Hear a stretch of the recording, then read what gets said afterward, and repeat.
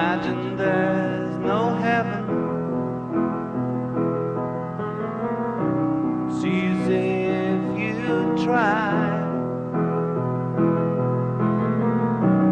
No hell below us. Above us only sky.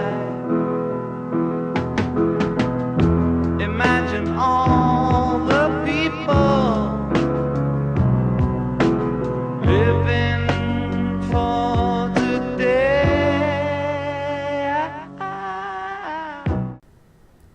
Hello everybody, welcome to the Snarky Atheists podcast. I'm your host Matt Balcom, and with me is my co-host Chad Danders. Say hello, Chad. Hello, everyone. Alright, today we wanted to switch it up just a little bit. Instead of doing the news first, we're going to try news stories a little bit after our main topics. We want to go over sort of, the main topic we have here is like, what would you say to somebody who is just now finding out that you're an atheist? How would you talk to them about it? How can you sort of explain your position on things? And I wanted to also talk about the difference between just theism and following a particular religion, because they're actually very different. So, Chad, we live in a time where atheists aren't totally hated anymore. There's a lot more people coming out as atheists, but there's still a lot of people who either don't think about it or don't want to think about it. They just don't care. They think it causes a lot of problems. But when you tell them you're an atheist, and they sort of have this quizzical look on their face, and they sort of think, why? Or they have this sort of image in their head like, oh, let's not talk about that. You're just going to be, like, why would you even bring that up? How would you explain to somebody who's not necessarily combative towards you, but sort of, like, you can tell that they have this sort of negative feeling about atheism? What would you best how would you best describe atheism to a person like that? Wow. Well, someone like that, you'd have to start off. You can't just directly attack religion. Yeah, that's true. Because that's just going to force them to walk away. They're like, I'm not doing this. I'm not doing this. So what you need to do is you need to start saying the positives of atheism and why you like to do that. And then after you kind of get their interest a little bit, where they're thinking, hey, well, maybe these atheists aren't exactly who I thought they were, or what they seem to come across as, which I don't really see how people seem we come across that way. Yeah. They're just ridiculous that it people is. think that. But yeah, and then you can slowly start to work your way in towards different religions, and if they don't have a major religion, then it doesn't matter which one you start talking about. But if they are in a major religion, you might want to start with one that they're not in. Yeah, definitely. And trying to show them with the flaws in that one, and then you can compare that one to the other one, because they all have comparisons. Exactly. See, I'm with you on that one. Where I was just in a Skype conversation the other day with some friends, and the topic came up. Like, one of my friends is like, "Hey, what do you do your podcast on?" And immediately I sort of didn't want to even say it, because he knows I'm an atheist, but we never ever talk about it. That's just not the kind of, like, that's not what this friend and I talk about. And then he ended up saying, "Oh, it's about atheism, isn't it?" I'm like, "Yeah, it is." And then I could tell he kind of had this little thought, like, he knows I'm not a bad person, but he sort of thinks atheism is just this sort of taboo thing. Yeah. So that's what got me thinking, and I'm with you on the part where you should first start off talking about the positives of atheism, because a lot of people, like, don't even think that such a thing exists. Like, most atheists actually would call themselves humanists. They believe in helping their fellow human beings, and I guess well, they help their fellow human beings, knowing that there's not going to be a reward. Yeah, for exactly. Doing so. That's the most selfless act you can do. Yeah, it is. Let's just go into this a little bit more in detail. We're sort of talking about morality on this issue. People would think, since you're atheist, you don't believe in God, and you're probably all about yourself. You're selfish, and what have you to look forward to. All these sorts of things that just pop into people's minds. So, explain to me a little bit, Chad. What is your morality system like? what do you think is moral, and why do you think that? Oh, well, murder. That's immoral. Mhm. Why? Because I don't want to be murdered. That's actually a very good explanation. Let's talk about murder for a second. I too am not for murdering people because you know, it kind of sucks if somebody would be trying to murder me. So I'm thinking, you know what? If we all work together and just not murder each other, I think we're gonna get along pretty well. And that's sort of like how civilization has, you know, evolved in a way that, you know, people started getting together and saying, you know what? Let's all work together because we're gonna survive a lot better. So let's not murder each other. Let's not steal each other's shit, and let's sort of help out. If I have a lot of food, then I'll share it with you guys. So next time, if you have more food than me, then you can share it with me. And, you know, civilization started building up, laws started being created. And all of this started happening well before any particular modern day religion was around. Yeah, that's true. And people sort of say, well, I have this book, or I have this belief in God that tells me not to murder and not do this and that. What do you have to say to them? That they say what? They say that my morality comes from these books, and since you don't have any sort of higher power telling you what to do, then, you know, I don't see how you can have your own moral system. Oh, that's just ridiculous. That's just very ridiculous. For the first thing, human thoughts and their conscience evolve with the species. That's true. So their thoughts and ideas were not the same 5,000 years ago. They thought simpler. They were in survival mode. Yeah. Now we're not in survival mode every day. We have more time to relax and think about what we really need to do to step our society up even further. So that's the first thing. People don't think we're evolving today. We've evolved in the past 200 years. And people just don't understand that. Yeah, and a good example of that is slavery.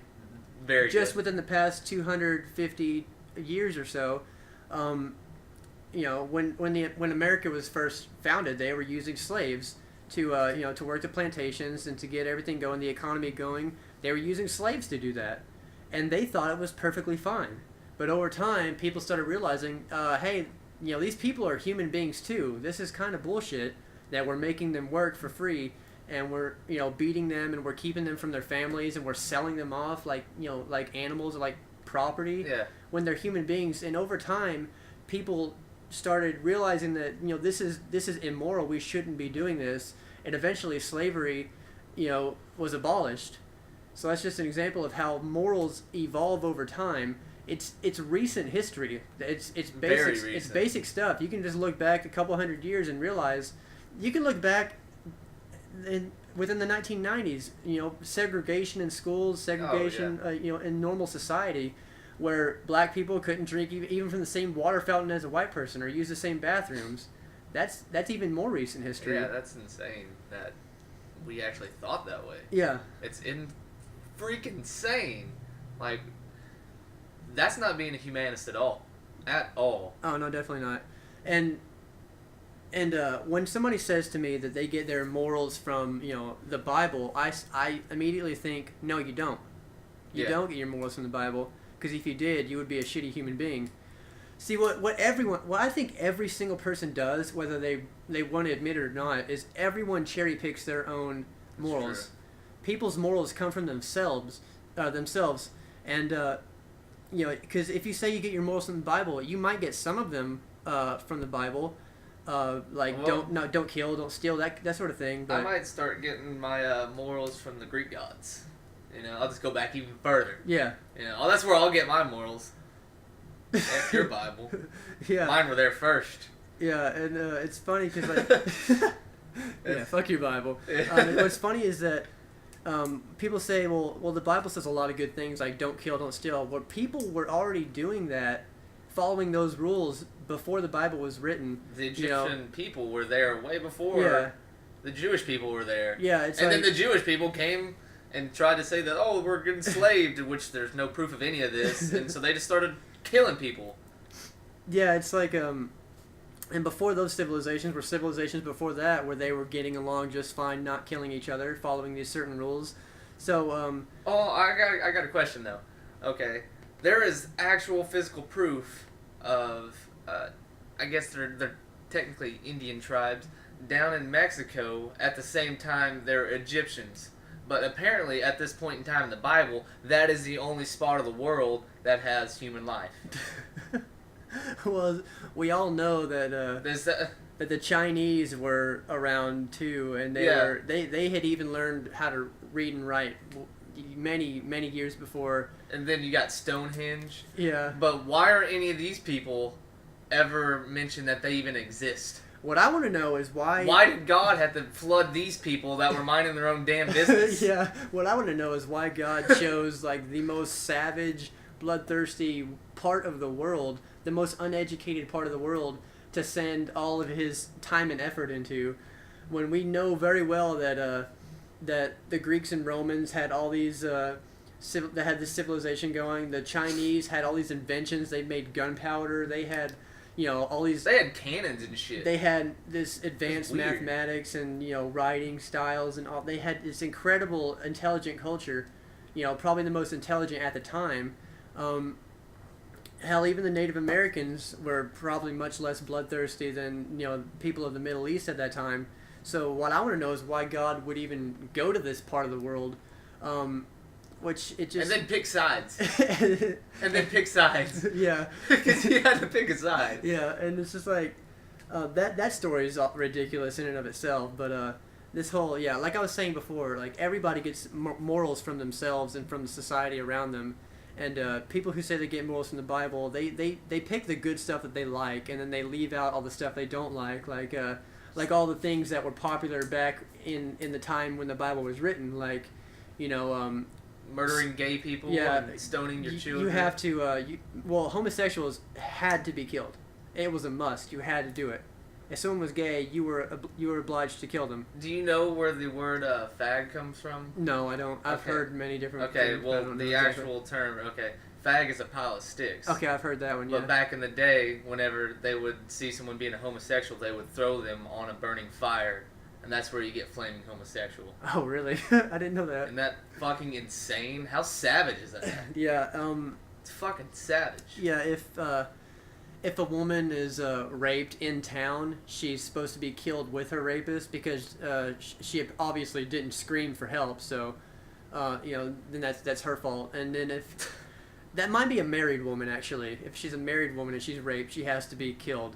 But if she's raped out in a field, it's okay. She gets to live because nobody could hear her scream and help her. So that's one ridiculous thing. And then later on, there was another law where if you raped a woman, then you had to pay a fine to her father, and then you had to marry her as your punishment. That's in a different book in the Bible, and it's just like all these.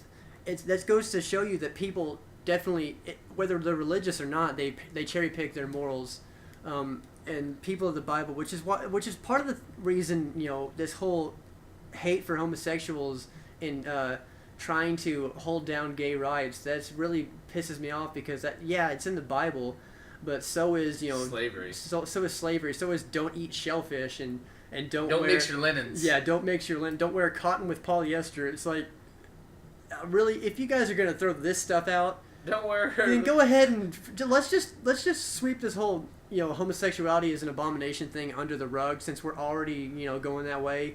I imagine being in the Middle East several thousand years ago, they were very dirty people. So why would you try to make them that much cleaner by not mixing linens? Because they obviously didn't bathe.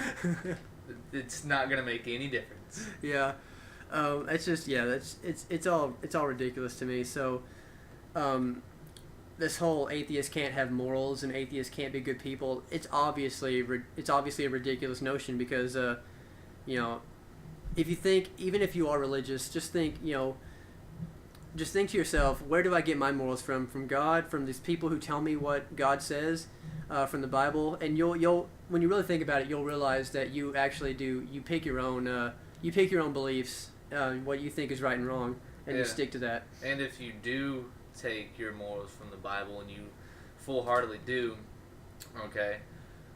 do you get your morals because it's right and wrong, or because God says it's right and wrong?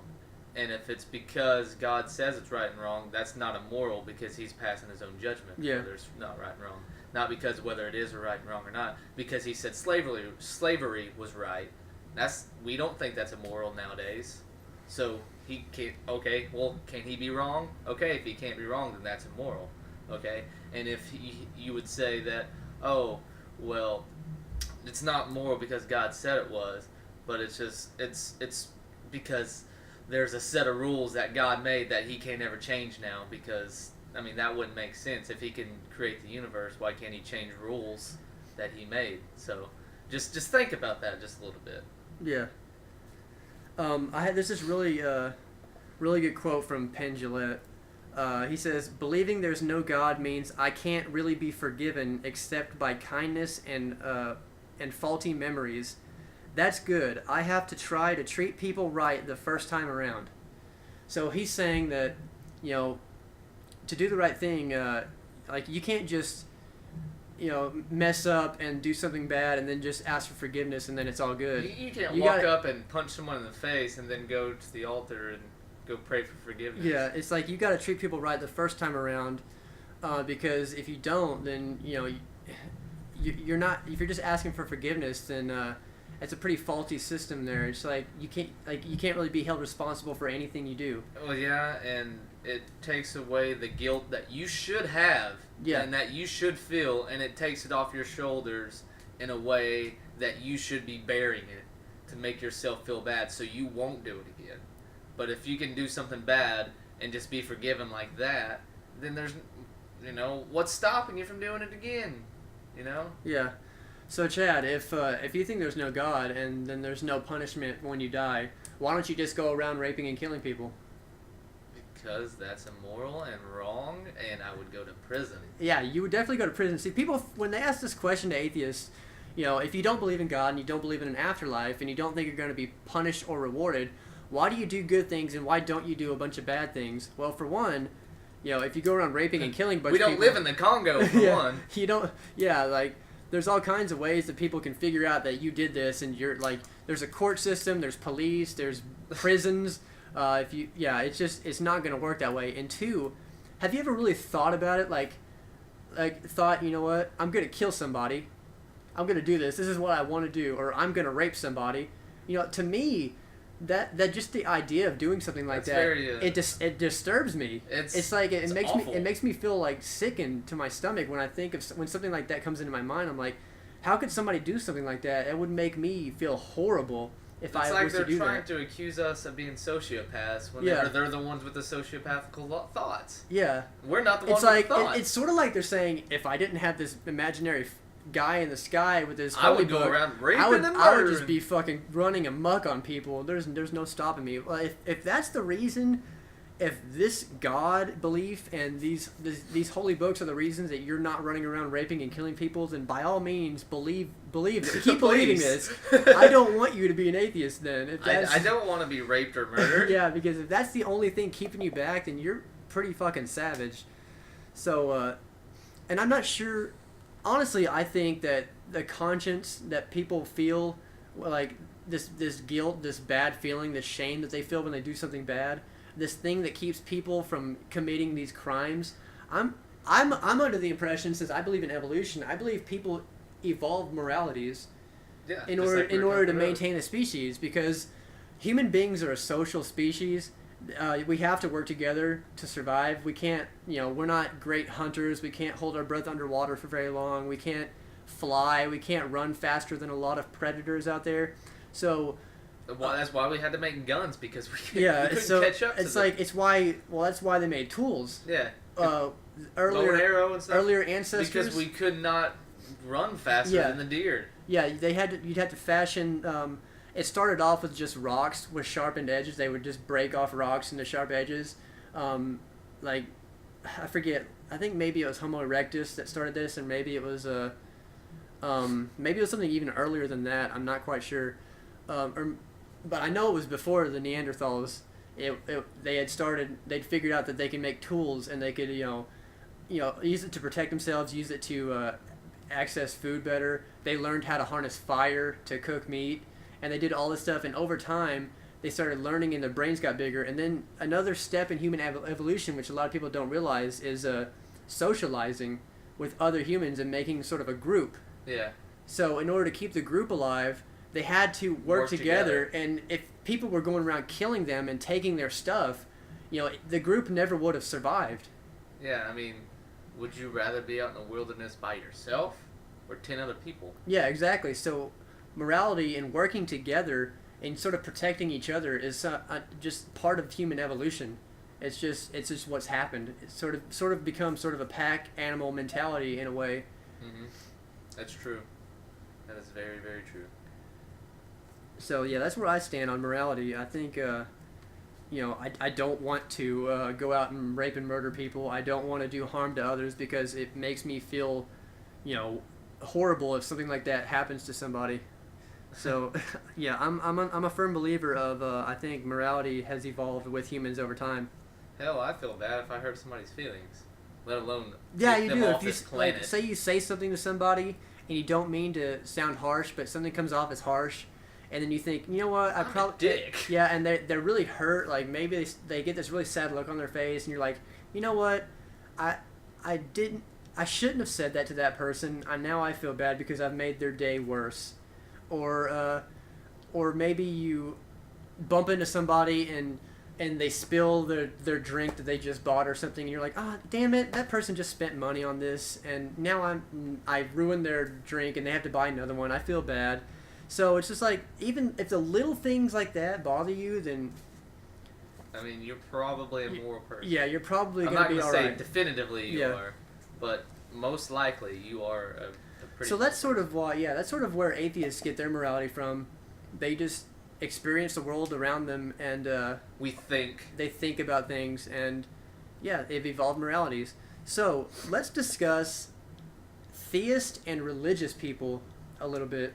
So when somebody tells me they're a Christian, I feel bad saying this, but I'm sort of like, oh God, okay, whatever you say. But if somebody tells me they believe in God and they don't specify what religion it is, I'm like, all right, I can accept that. That's fine, because humans can't quite understand all of what's out there, and they don't have all the knowledge that other people have. And we never will. Yeah, and they don't. It's just impossible to know everything. Yeah, it is impossible, and they might not have all the knowledge of evolution. They might not have all the knowledge of how planets form or how the Big Bang happened, and I don't even have all that knowledge. But I'm still an atheist for all kinds of reasons. But when somebody says they believe, you don't have to prove the Big Bang to be an atheist. Yeah, exactly. So when somebody says like, I believe that there's a God that made it all, but I don't think that I know what he wants, or I don't think that humans are made in his image or its image or whatever. It's at that point I'm just like, you know what, I'm fine with that. I can accept that. What do you think about that? Just somebody who sort of just believes that there is a God or some sort of creator or force that put things into motion. I think they're facetious. I think they're very naive. I also do think that.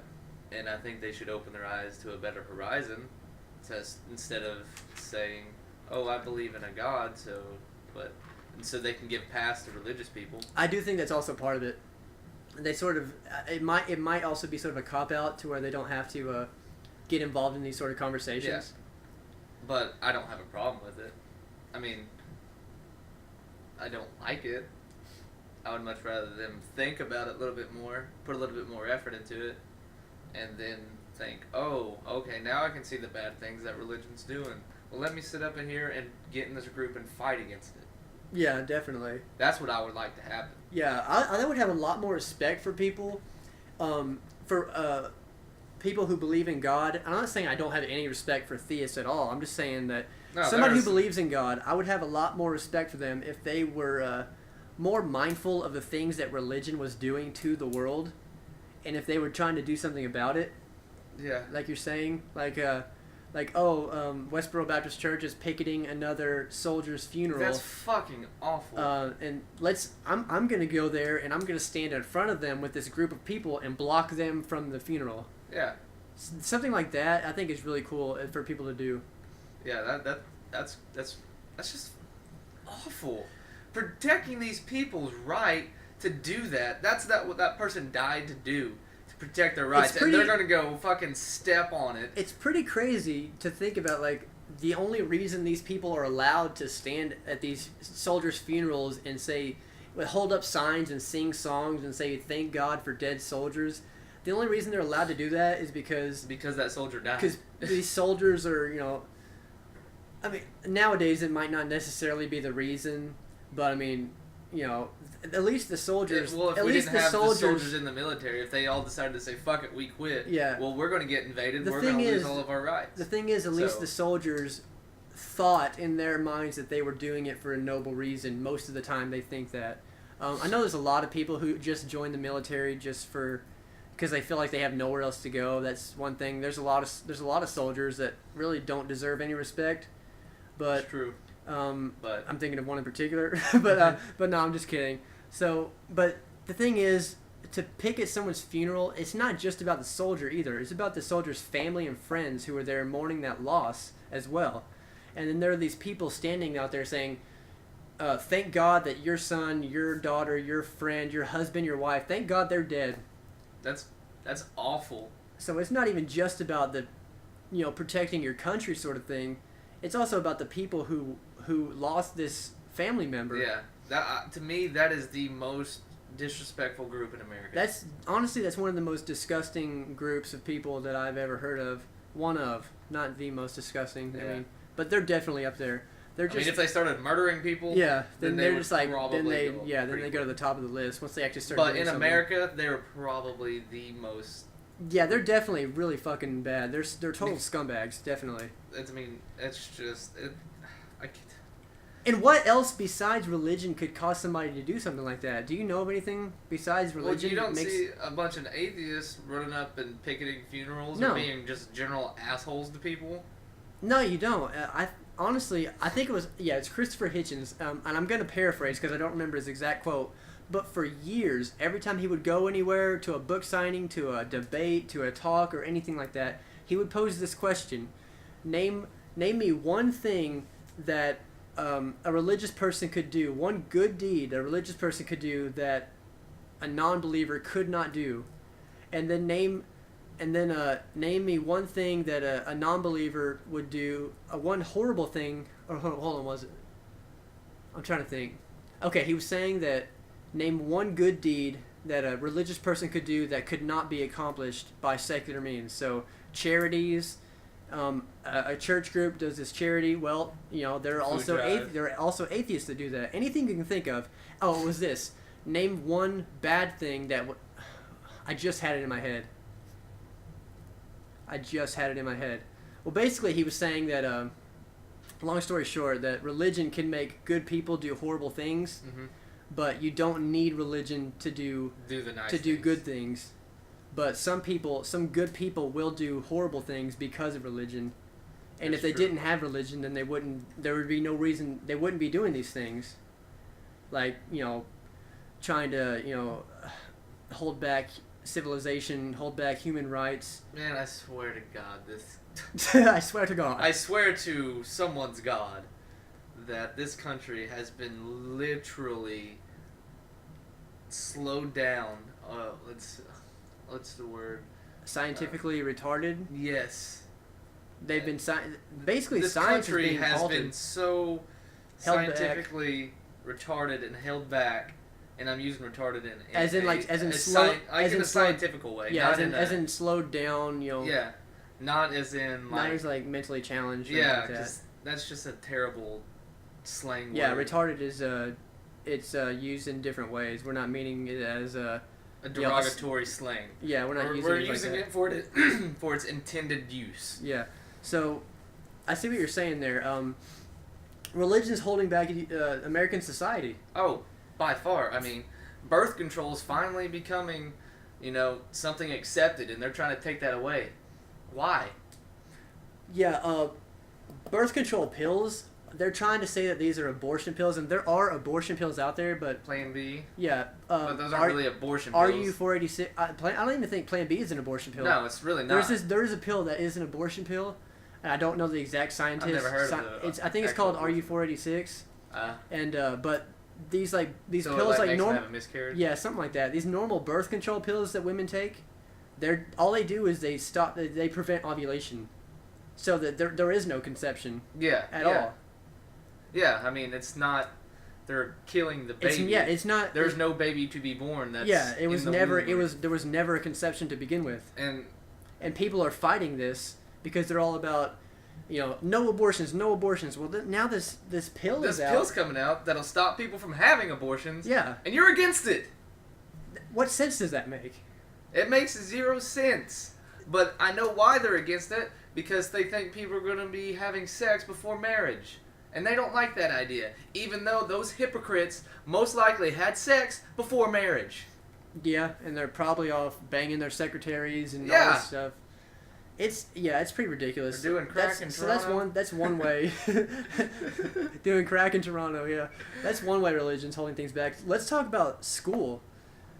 The United States of America is just falling fucking rapidly as fuck, honestly. So, people are fighting against evolution being taught in schools, and saying teach the controversy, teach creationism, and it's like, if you can teach evolution in the science classroom, teach my theories in the classroom, and You know what? Fine. If we're gonna start teaching your Christian creationists, we're gonna start doing the Muslim creationists. You guys gonna like that? Are you gonna like that? But the thing is that there's absolutely no scientific evidence for it anyway. So then, why don't we say, let's teach about, this flying spaghetti monster and how his noodly appendages, slime. He boiled for our sins. Yeah, they boiled for our sins, and we're all made out of his meatballs and all kinds of shit like that. And it's just, there's no evidence to back it up, so let's just keep throwing random shit out there. Let's just keep it going. Why not? If that's how people want that's your mold. And that's what people want in their science classrooms, and let's just fucking do it. Let's go all out. Yeah, I mean, if you're gonna not stop with actual scientific proof, let's put in, Lucky Charms, little leprechauns. Why not? Yeah. Why don't we start teaching the multiverse? Let's teach them. What is it? Let's teach what's it called? Hinduism. Let's teach theoretical physics. Let's teach them. I'm actually trying to do scientific things that aren't really science yet. What's another good one? Forget that. Let's just go back to let's think about what creationism actually is. And they try to change it to intelligent design and say that it's not creation. Well, that's the same. It's the same thing. It's the same thing. But anyways, it's tomato. It's basically this person that you cannot possibly scientifically evaluate. You can't run a test for it. Which is the whole scientific model. You can't test it. You can't see it. You can't experience it. You can't experience it. Well, some people can experience it. You can't experience it in the world, but you can experience it in your heart. That's. But there's no way to test for it. And this being created everything, and all these natural things that we've discovered, like geology discovering how old the Earth is, and astronomy, in mathematics calculating how orbits work and how the planets may have been formed. All this stuff that has evidence for it, let's just scratch that. Well, because the devil put all that evidence there to doubt God. Damn it! Why didn't I? Okay, I should have been paying attention in Sunday school. I am enlightened now. But another thing, a thing I heard Neil deGrasse Tyson say, because he was ranting about this before in a video I saw of him, and he was saying, keep these people out of our science classrooms because there's no science involved. You don't see scientists going into your churches, going into your Sunday schools saying, no, get this shit out of here. We don't want it. No, teach this here. Teach evolution in your Sunday schools. You don't see scientists pushing their way into churches. So keep all these creation scientists, and I use that term loosely because there's no such thing as a creation scientist. Keep them out of our schools. And the fact that it's even a debate is just absolute malarkey. It makes no sense whatsoever. They just don't understand, though. If you can't scientifically test for something, then you can't teach it in a science classroom. There's nothing else to it. But I mean, where does it end if you start letting creationism in there? Where does it end? Because you got to keep it going. Guaranteed that these people are going to be wanting the Christian creationism. Oh yeah. So. But once you let one religion teaching in there, you got to let them all in there, and then they'll be like, "What's this fucking Buddha shit?" Yeah. get this Islam out of my kid's classroom. This is This blasphemy. Judaism bullshit? What is this? Hindu, Ganesh, and Mithra. What's this Shiva? Her and her 6 arms. Get this bitch out of here. Yeah. No, get them all out of there. Get them all out of there. They don't belong there. It's like a bar that do not allow gods. Yeah. But, you know, they can't come in with a fake ID. You know, you can't. Yeah, you because can't- once you let one in, then they're all going to get in. You can't come in with your idea that says intelligent design. No, it's not going to work. It doesn't work like that. I mean, it's just ridiculous. And I would say you and I are both, we base our beliefs off what we can see in the real world, what can be scientifically tested. And we were talking about people who believe in God but don't specify what God it is. They don't give a religion to it. The reason I don't believe in any gods, I think, can be summed up with this Richard Dawkins quote. We are all atheists about most of the gods that humanity has ever believed in. Some of us just go one god further. So, a Christian is atheist in regards to all the ancient Greek and Roman gods, in regards to all the Hindu gods, you know, in regards to the flying spaghetti monster and any god else that you could possibly conjure up. But, Scientific God. Yeah, just all... Mother Zeta, whatever. Yeah, Lord Xenu, Scientology. Yeah, Lord Xenu. And I don't even think he was a god. I think he was just some spaceman, like some space conqueror. We gotta talk about Scientology on the next podcast. That would be great. Yeah. So yeah, we'll do that in the next one. Scientology and Mormonism. Yeah, but when you talk to people and you say, okay, but why don't you believe in those gods? And then they don't really have a reason, but then they're like, well, it just doesn't make any sense. There's no evidence for it. You know, it's not how the world doesn't look like it was made that way. And then you think... Well, in your book, it doesn't tell you that the world was round. Yeah, and it's just like, well, that's exactly the same reason I don't believe in the Christian God, you know, or whatever, or any of the gods, is because... They don't see the absurdity. Yeah, in they their own don't book. see it in their own religion. Because they don't read it.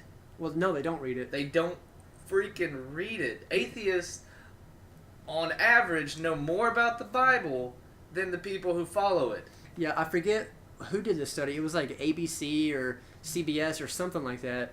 When they did this poll, it was sort of a religious text quiz, and atheists scored highest out of any other group of people. They quizzed atheists, Jews, Muslims, and Christians. It was a quiz over all the different books. It went like atheists and then Muslims. Yeah. Atheists scored highest on this test. They knew because, you know, and I guess it was the reason they're atheists, because they studied it and knew more about it. But it's like, when you realize why, say you're a Christian, if you realize, or just a theist in general, if you realize why you don't believe in all these other religions, then that's why we don't believe in your religion. It's because there's no evidence for it whatsoever. I have no reason to believe that there's an afterlife. Just because your religion's in modern time doesn't make it right. Yeah, exactly. People think that, oh, well, this is so many people believe it, you know? Yeah, well, so many people believed in the Greek gods. Exactly. And the Roman gods. And you think, well, then why is so many people believe it if it's wrong? Well, there's a lot of people who believe in Islam. There's a lot of people. There's a lot of Jews out there. 2,000 years ago, we weren't very scientific. No, there were a lot of people who believed in Zeus. There are a lot of people who. There are actually probably still people that believe in that stuff too. There's probably some, yeah. I mean, there are people in. I think it's one of the Scandinavian countries up in way northern Europe, like around Finland and Norway. One of those countries where people still believe in trolls. Trolls, yeah. Wow. Still, people still believe in trolls. So people believe in all kinds of stuff based on like a cultural perspective and stuff like yeah, that. Bigfoot. It's all about a cultural perspective, and people put way too much trust in their authority figures growing up, and they don't. Oh yeah. Definitely. So like their preachers, their parents, and they will believe totally absurd, ridiculous things like the things that they're taught in their religions, just because they trust these people. That's true. Not in this podcast, but in some other later podcast, we may need to talk about conspiracy theories. Okay. Because that's also believing in the administrator, but just to talk about them in general, because I know some people believe some crazy ass conspiracy theories, and there's some conspiracy theories that have actually been proven right. So, it's just kind of a thing that's kind of an interesting thing to talk about. And beliefs also, I think, it's not just about what you're told growing up and your authority figures. It's also sort of a what you want to believe sort of thing. You sort of allow your mind to accept these certain things, without questioning them. I think skepticism and questioning are some of the greatest things, along with logic and reason, that the human mind can conjure. I think they're great traits to have. What do you think about that?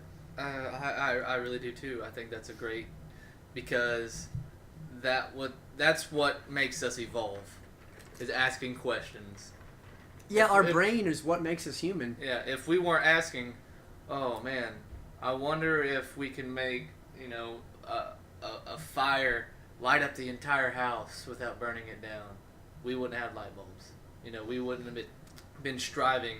Oh, I'm tired of riding a horse. I really want something that can move me without me having to bounce around everywhere. Boom, then you got the car. And even before then, I'm tired of living this nomadic lifestyle where I have to follow this herd. Wait, if I plant these in the ground, these crops, then I live by water, they'll keep growing. If I live by water, I'll have a constant water source. If I build a sturdy enough shelter, it'll stand up for a long time, and I won't have to keep building these flimsy shelters and moving around.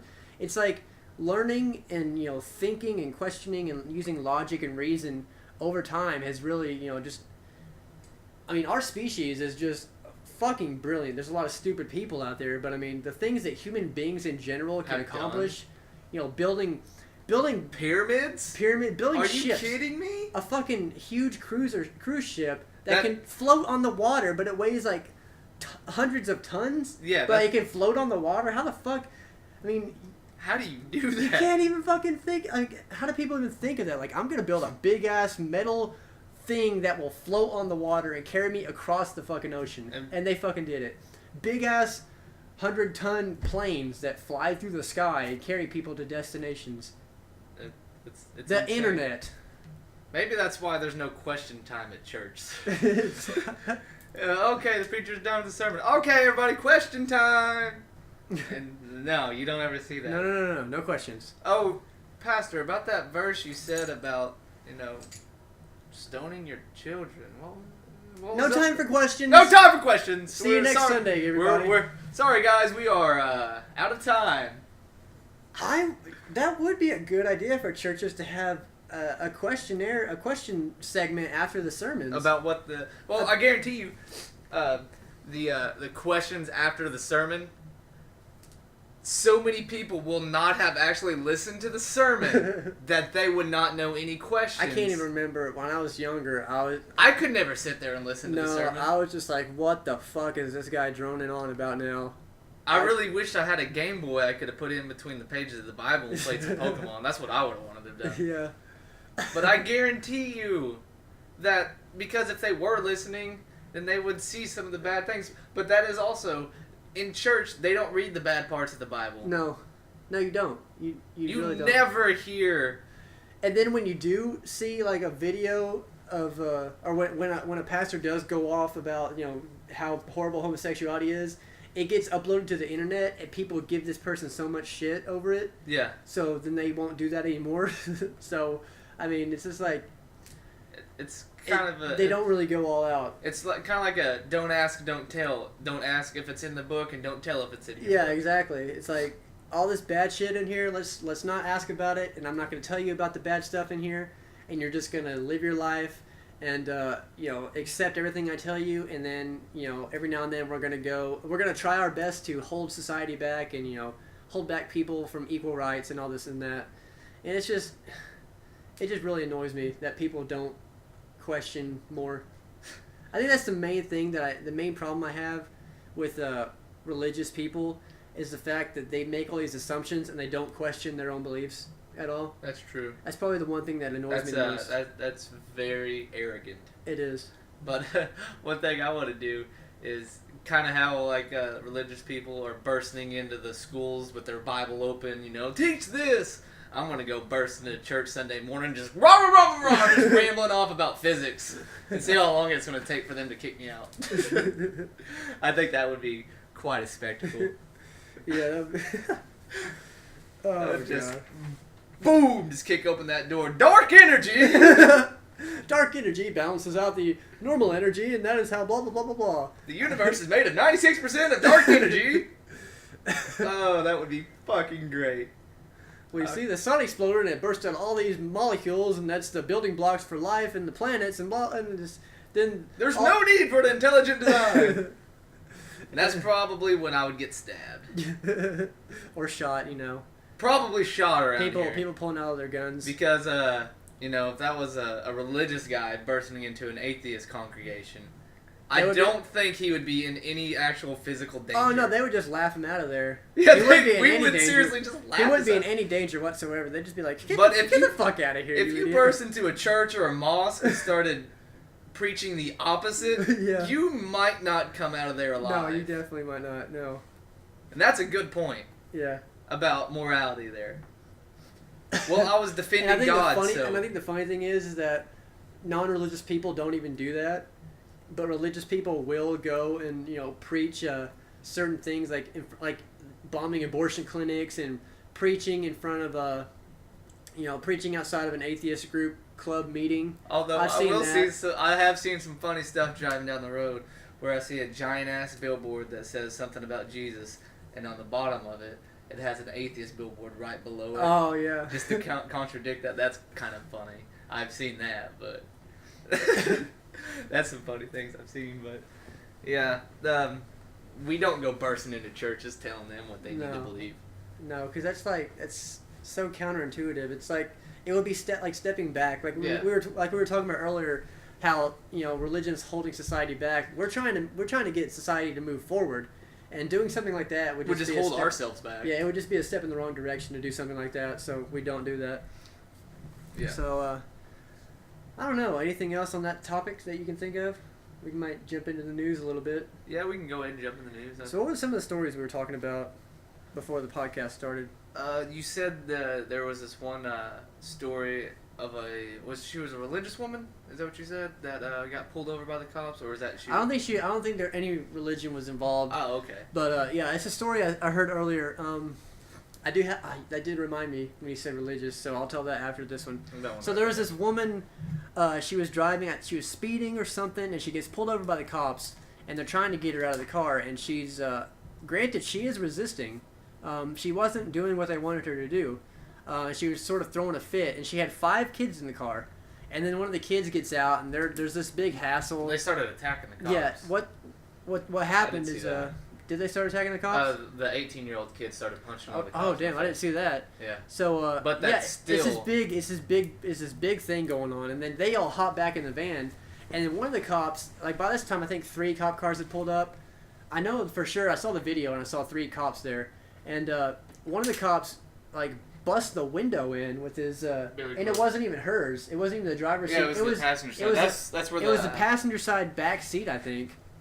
Yeah, I don't know if it was the back seat or the front seat, but yeah. But yeah, it wasn't even her window. Counterintuitive. Whatever window it was there was a kid sitting there, or the 18-year-old. It was one of them sitting there. It wasn't even the driver.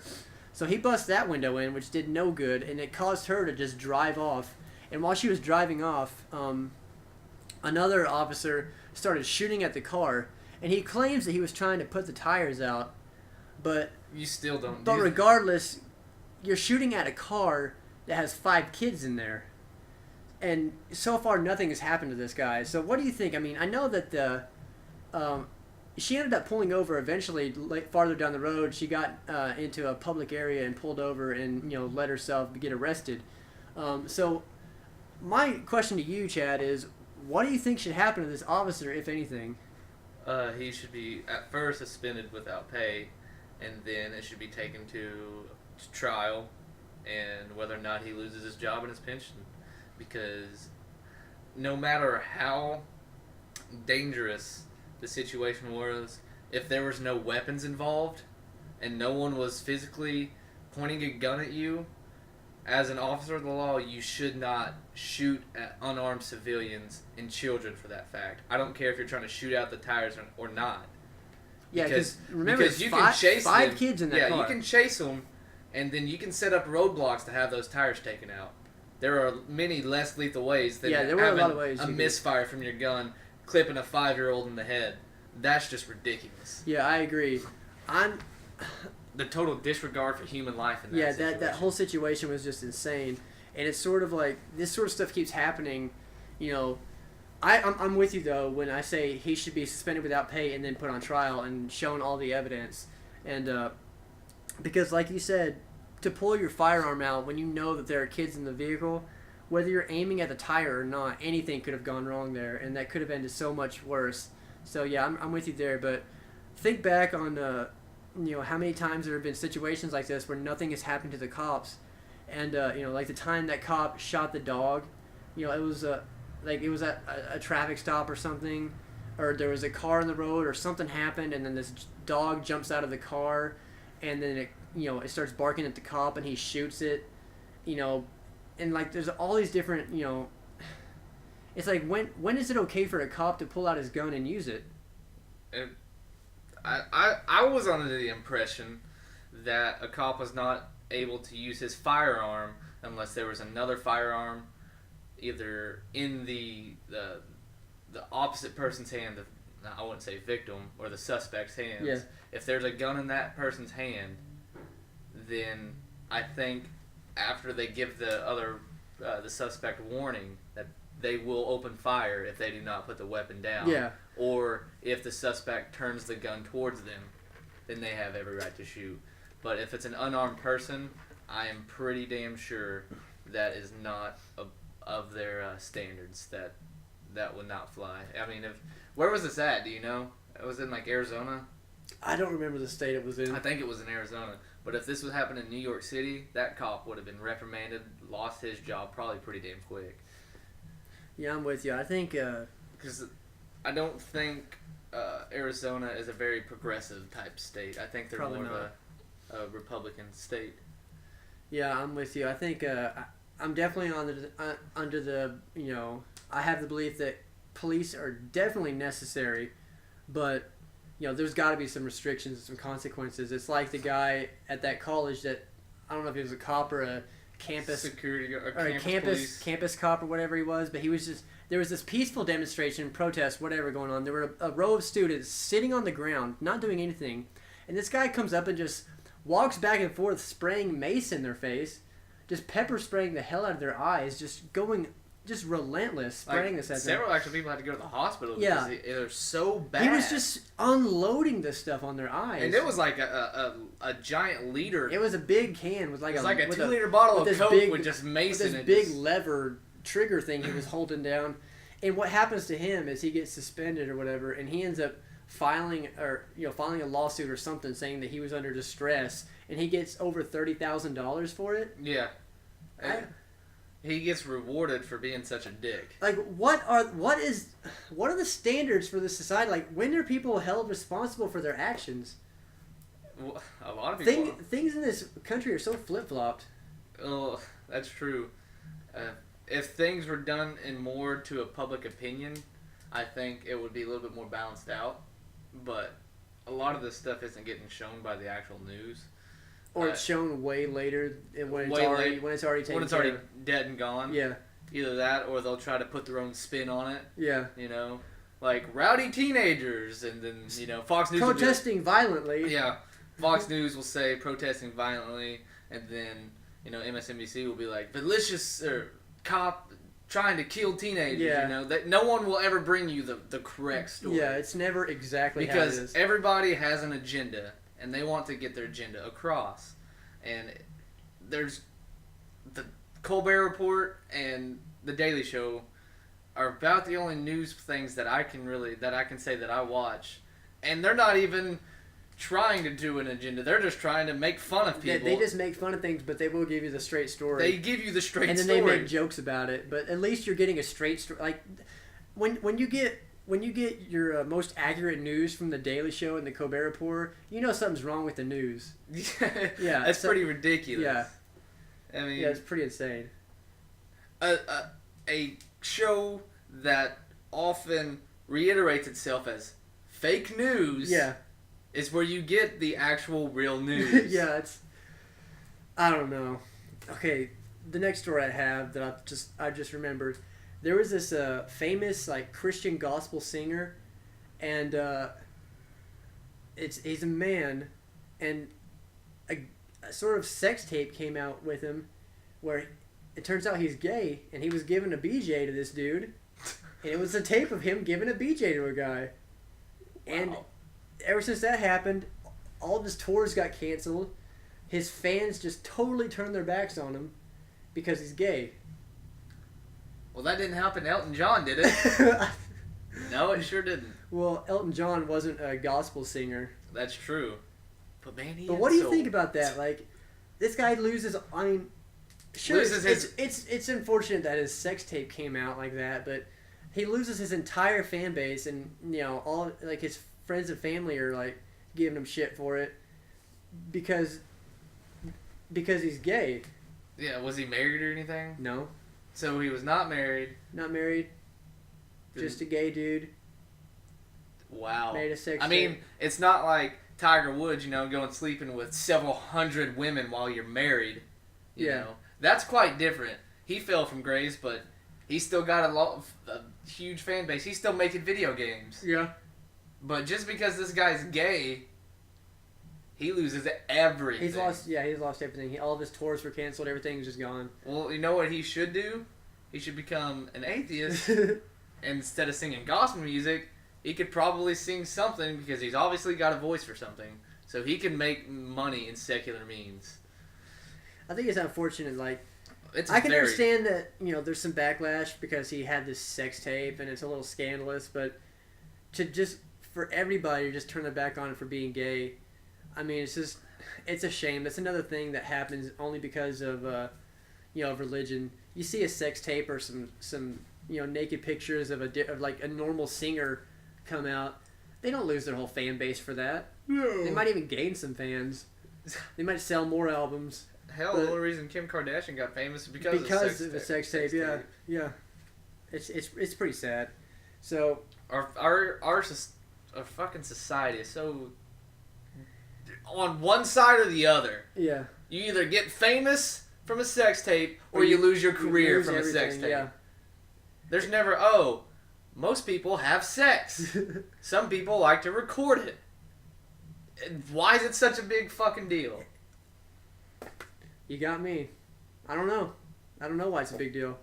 I mean, it's fucking preposterous that we live in the 21st fucking century. Or 20th century, isn't it? 21st? It's 21st. You're right. Yeah, 21st century. We have fucking satellites in the damn space. And we're bitching about someone getting a blowjob or giving a blowjob. Yeah, I mean, come on. It's really ridiculous. So how much sodomy has went on in the past 2,000 years? And this is the time you guys are going to pick to give a shit? How much sodomy has gone on in the past 20 minutes? Oh, God. That made me feel dirty. So much sodomy. So much sodomy. But Alabama and Mississippi still have laws against sodomy. Yeah. And I think it's either Alabama or Mississippi. One's a felony. A felony! I don't doubt it because taking it up the butt. Because those are two of the three most religious states in the country. But they can't enforce those laws. Those two plus Utah are the three most religious states in the country. Isn't Utah a Mormon state? Utah's the one with all the Mormons. Yeah, but even if so, you can't force that law. You cannot bust into somebody's house. Yeah, and arrest them you're for gonna sodomy. be like, you're arrested for sodomy. Like, get the fuck out of my house. Get the fuck out of my house. What are you gonna, like that law is seriously, it's null and void. They cannot arrest you for that, or it's just in their set of laws. It's in the Constitution that it says that they cannot do that. So no matter what. So what's the definition of sodomy? I know it's more than just anal sex. It's any orifice other than vaginal penetration. Okay, so anal, mouth. So I wonder if like in those states, if like anal is the most searched porn topic. Like I don't know. Because I know what was it? Kentucky was cartoon anime porn? Yeah, Something it was either Kentucky or Tennessee. Like, well, you guys don't. There was this. I don't remember which. It was MSN because I saw MSN did it. Yeah, Yeah. They showed all these stats of the most searched porn, phrases or words or whatever of all the states. So I want to go back and figure out what Alabama and Mississippi were. Which I thought was funny is that most of the southern states use the key phrase cream pie. And for some of you who may not know what that is basically where the man ejaculates inside the woman with no condom on. So basically like normal sex. But maybe that is why there are so many teen births in these smaller southern, less educated areas because they like to see it in their porn, so they think that they're just going to do it in real life and everything's going to be okay. Well, my favorite porn star never gets pregnant. She's in all these different videos. I want to try this now. God. Yeah, I want to look at that stat and see what Mississippi and Alabama look up the most. But this last story that I have, a little bit of video game news. We haven't brought this into the podcast. Both Chad and I are huge gamers. We love video games. We play a lot of games. It's a lot of fun. Games are awesome. Wouldn't you agree? That's true. And one of my favorite games of all time is Resident Evil 4. And the Resident Evil series is made by Capcom. And it looks like Capcom is in some terrible times. Dire straits. Dire straits, indeed. They only have $152 million left in the bank. And you think that's a lot of money, but for a game company like that, it's not. You think Activision's probably got billions of dollars? I want you to take a guess. How much you think it costs to make GTA 5? GTA 5. 500 million? It's about half that. It's about $266 million to make GTA 5. Capcom, even if they wanted to, they couldn't even make a game like... They couldn't even do it. They couldn't make a game as big as GTA 5. They can't even make a new Street Fighter game for the next gen. Oh, wow. Yeah. Think about that. They can't even port a Street Fighter game. Let's call Obama. Let's bail him out. Yeah, seriously. If there's ever a bailout that I'd want, it would be Capcom. So, yeah, Capcom, they only have $152 million, probably less now, since that was like about a month ago. And they don't have the resources to, make a huge hit. In Dead Rising 3, it was a decent game, but it wasn't the big game that they needed. Oh, Dead Rising 2? 3, the one they just put out for Xbox One. Oh, yeah. It just came out. It was a launch title for Xbox One, and it was a decent game, but it definitely was not the big hit that they needed. So, what can they do to get back into it? So that hadn't been released yet, has it? Yeah, it's been released. I thought the Xbox One came out. Oh wait, no. I've seen reviews for it. Oh, okay. Yeah, okay. It hasn't been released yet, but I've seen reviews for it. The reviews are saying it's not the as reviews. good. The reviews that I've seen are saying that it's like a 3 out of 5. It's sort of average. The story's not that great, but it's like the gameplay is about the same as Dead Rising 2. Oh. And there wasn't a whole lot added to it. The voice acting is bland, and the characters aren't fleshed out well enough that you don't really care about any of the characters themselves, and the story is like it's just like this average story that's got no real major points to it, and the main character is nothing special. And it's like one of the big things is that they sort of advertise this big open world, but it's not really like that. There's a bunch of roadblocks all over the place, and you can't just keep driving all over the area. So it's like, yeah, there's no loading screens, but I mean, it's not as open and free as it was advertised. It's not a Grand Theft Auto. No, it's definitely not. What they should have done is they should have made a big open world GTA style, sandbox style zombie game with the Dead Rising, twist on it. Yeah, that would have made sense. But I mean, what can they do to get back into it? Do you think they're fucked? I think they may go Because into the realm because THQ's under. They went under.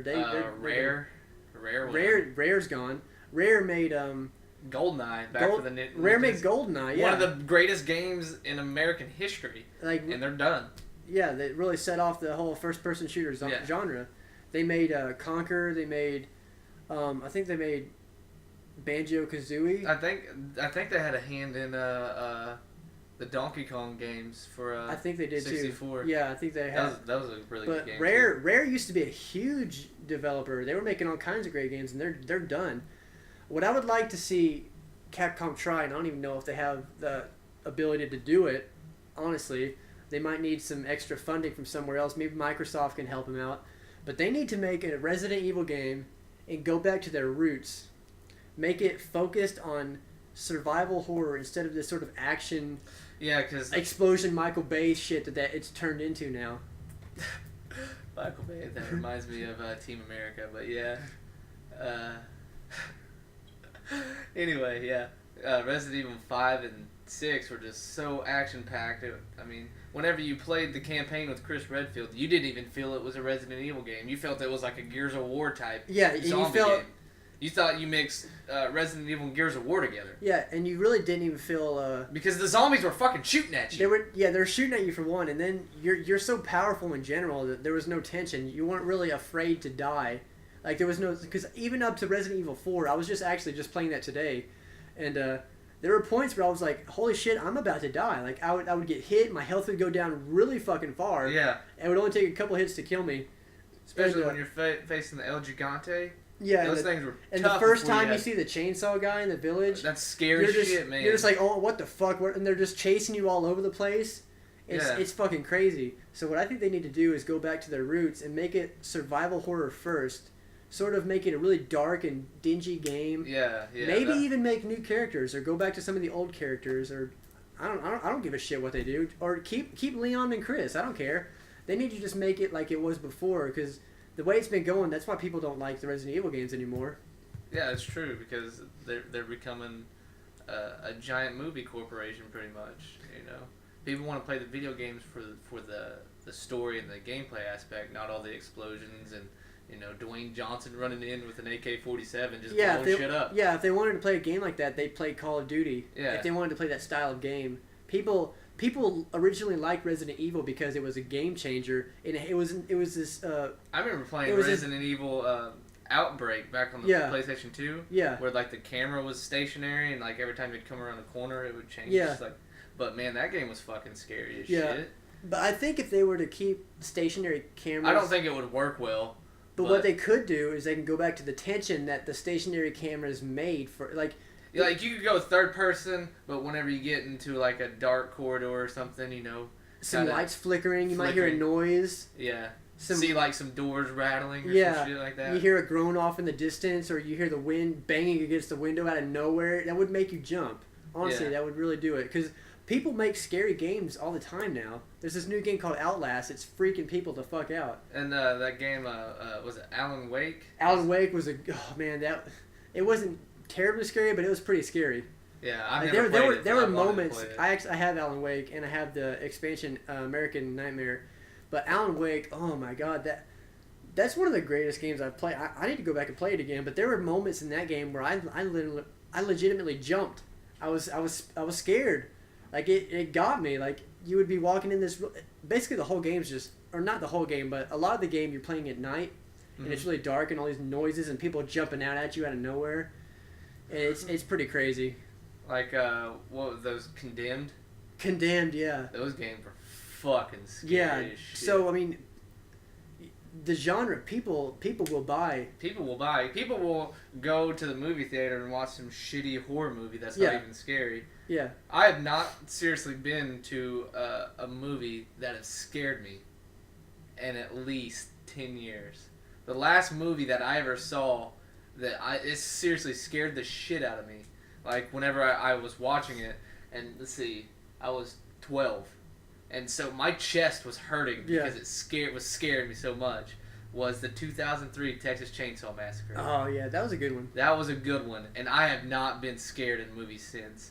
Everyone's like, "Oh, the paranormal." That doesn't. I'm atheist. I don't believe in ghosts. Yeah. I don't see how fake ghost doors flying open scares people. That the entire premise of that movie is fucking stupid. That's like The Conjuring. When I went and saw The Conjuring, it's all about God and the devil and stuff. And I was like, I can see how this would scare somebody who believes in this stuff, but I mean, it doesn't matter if you put based on the true story. on the title You- screen. okay. I'm automatically calling bullshit on Okay. that. I don't believe Based in on it. a true story.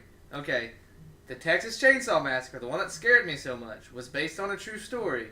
You know how at the very beginning they had the old film camera and there's the cops walking down the stairs, and then, you know, at the end of the movie it shows them keep walking through like they've already got the bad guy, and then out of nowhere they get fucking like mauled, and you can see like, you know, that was all supposed to be like true footage. Yeah. No.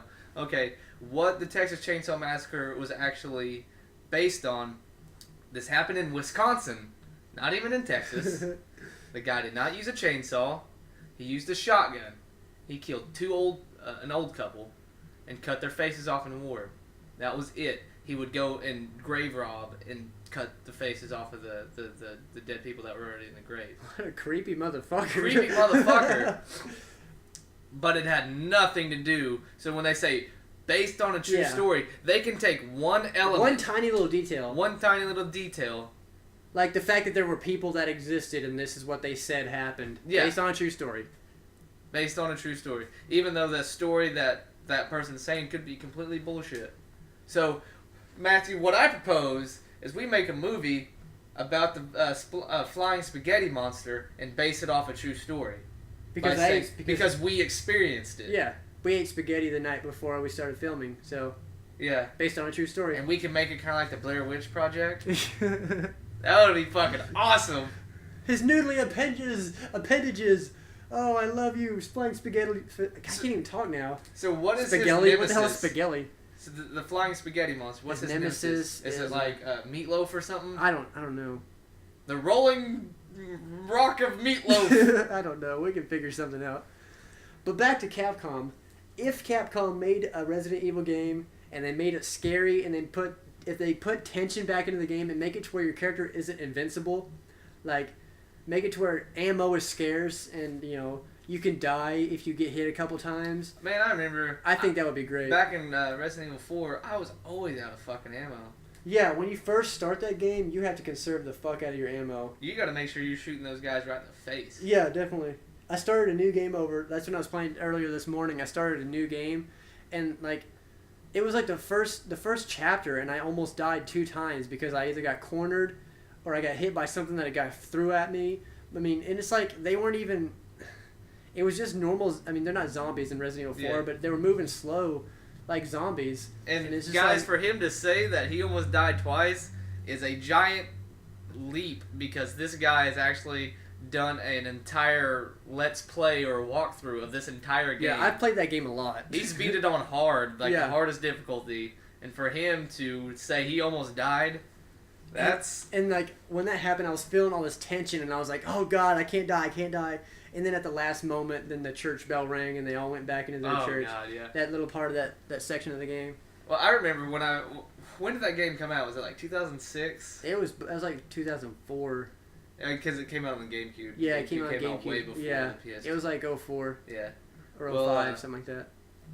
Yeah, because I remember back whenever I started playing it, I was in like 6th or 7th grade, and I remember that game scared me so much that I had to play with the lights on. Yeah. I had to turn the brightness all the way up, and I had to have my radio on, listening to the Blue Collar Comedy Tour.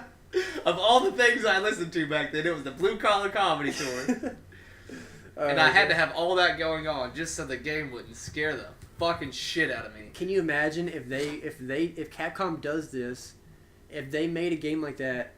Because just for nostalgia's sake, all these people would be rushing back and buying it. Oh god, that would probably be the only thing that can save Capcom. I think so. It's sort of like a Squaresoft back in the day when they made Final Fantasy the original. They were about to go under. They were about to go out of business, and this guy made Final Fantasy, and that saved the company. They did more than save the company. God damn. Yeah. So they were what? They were Square Enix back then, weren't they? I think they were. Aren't they Square Enix now? I think they were Squaresoft. Oh, Squaresoft. They were Squaresoft right. back then. Then they merged with whoever the fuck Enix is. And then another Square Enix, but I really wish they would remake Final Fantasy X.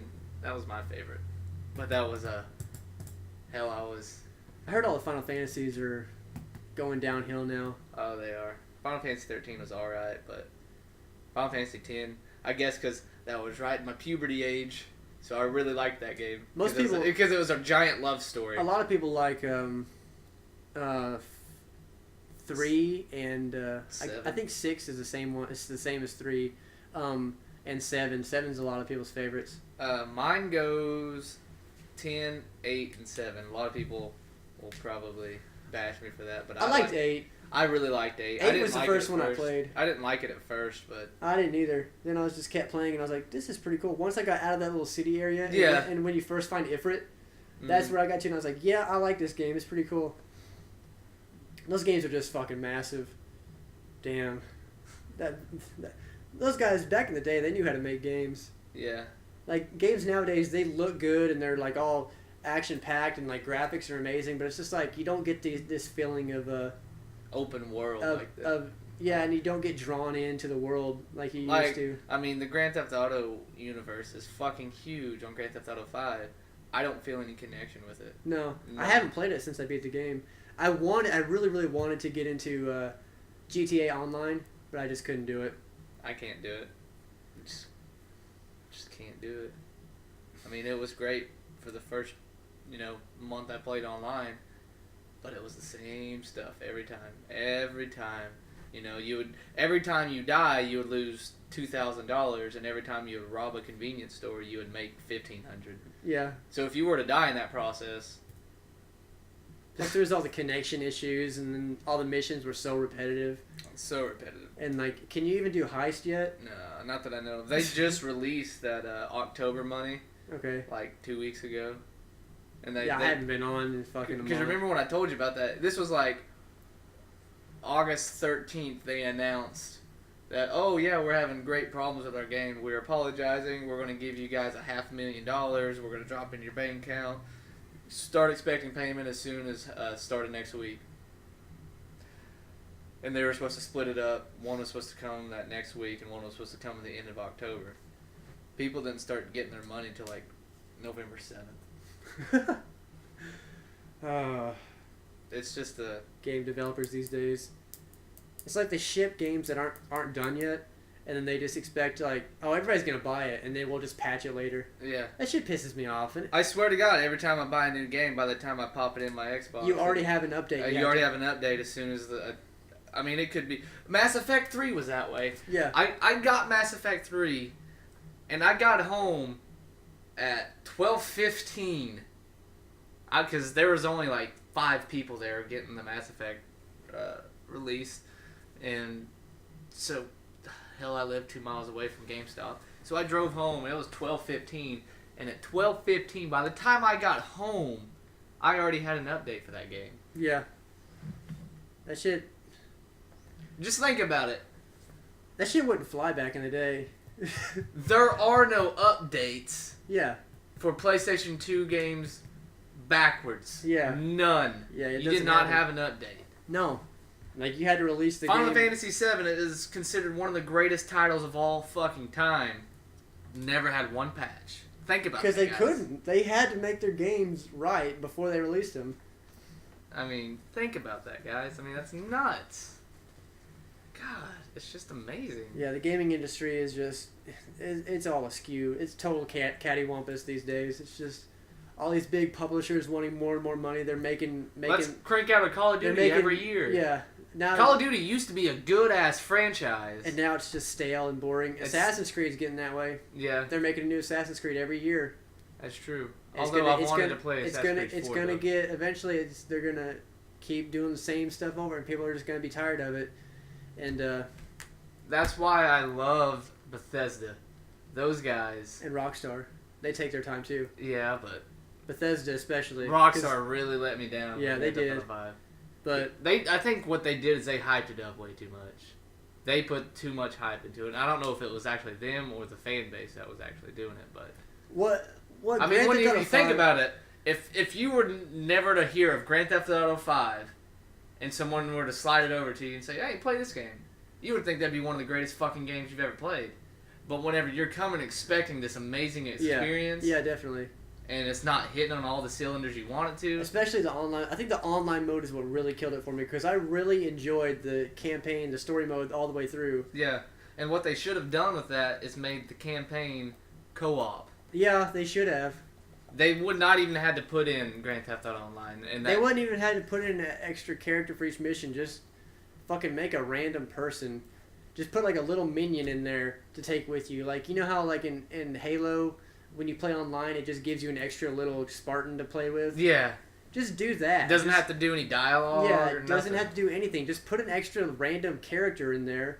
Who cares? Yeah, like if you're playing not Grand Theft Auto, but Resident Evil 6, and you're playing with Ada Wong, and you got her, you're playing co-op with her. You just get some random grunt, some guy in a little black army uniform or whatever with the mask and shit. Yeah, on just it. give somebody random. He looked like Hunk, like basically. people don't care. People just want to play co-op with their friends, which is another thing I'm surprised.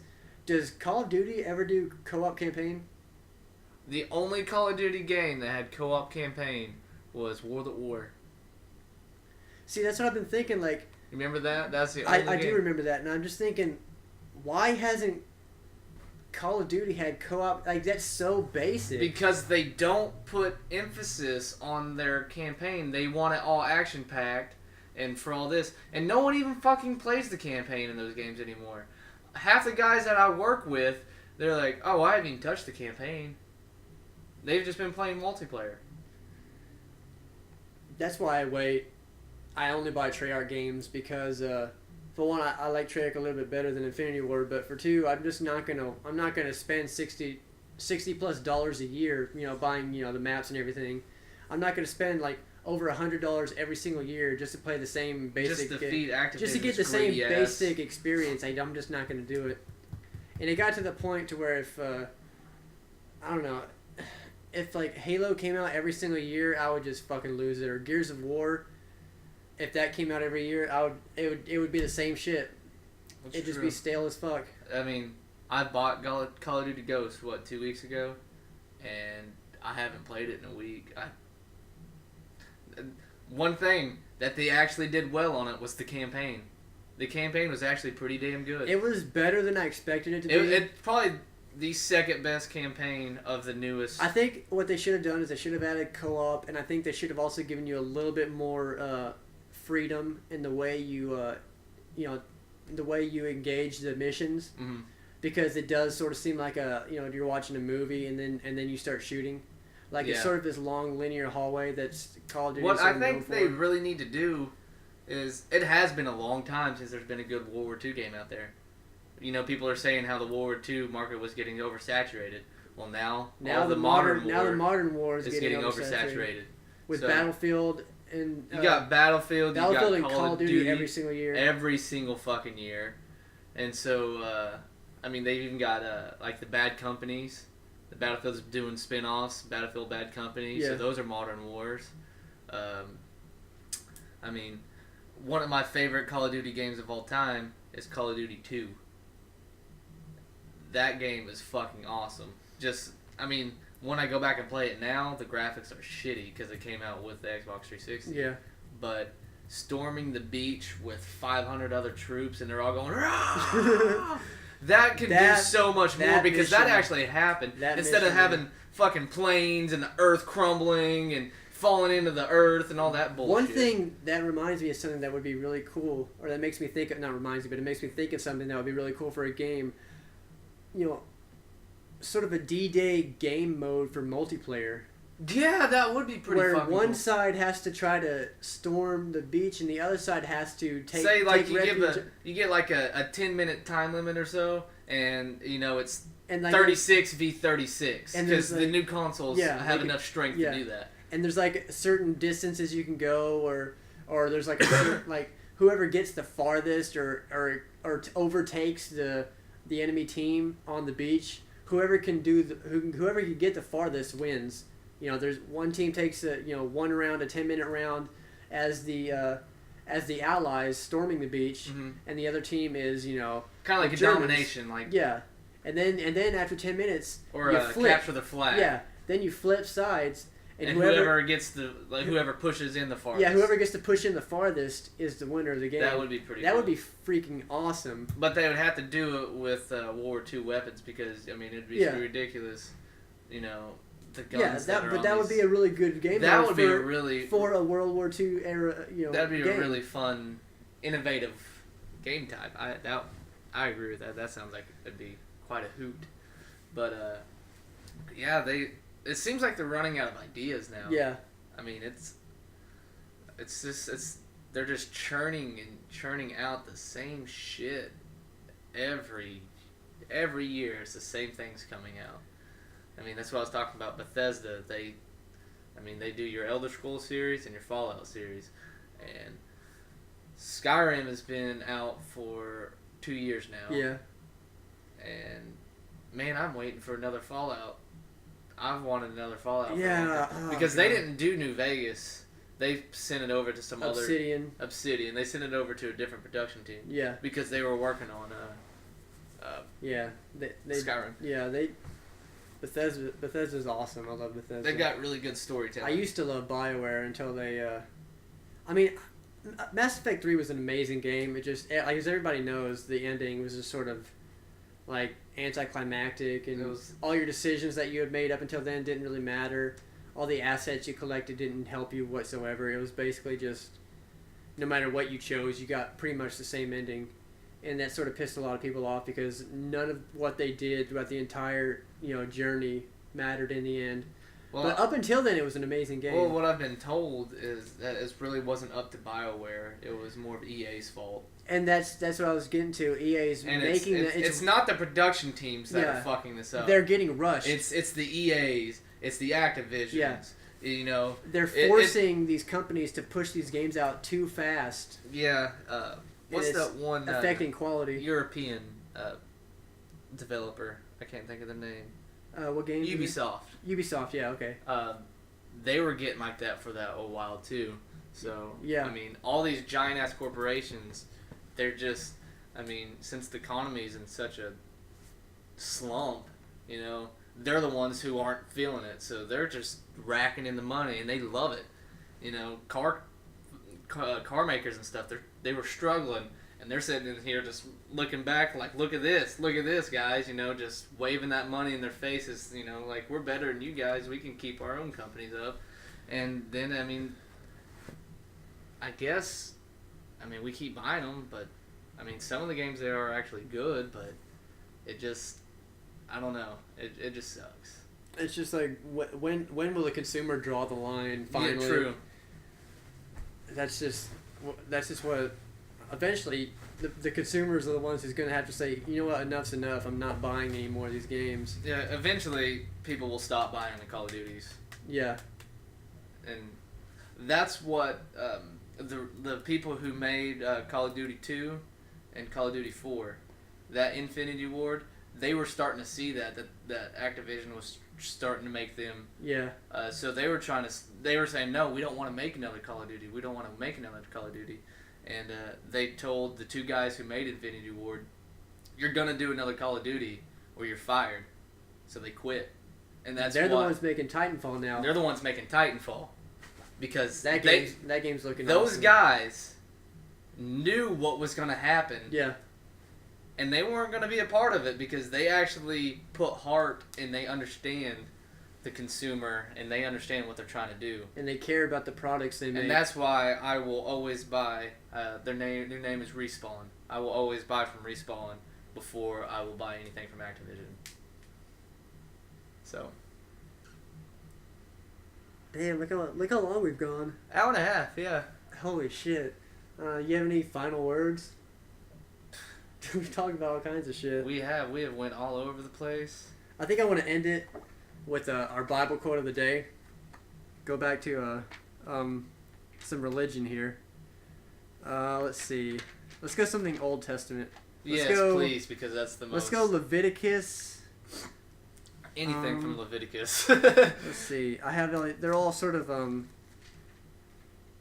labeled. Oh, we're gonna find a punishment for sin. This is Leviticus 20, chapter 20, verse 6. I will set my face against the person who turns to mediums and spiritists to prostitute himself by following them, and I will cut him off from his people. What does that mean? Does that mean, like, what if somebody's following a preacher? Well... A medium or a spiritist, is that just somebody who, like...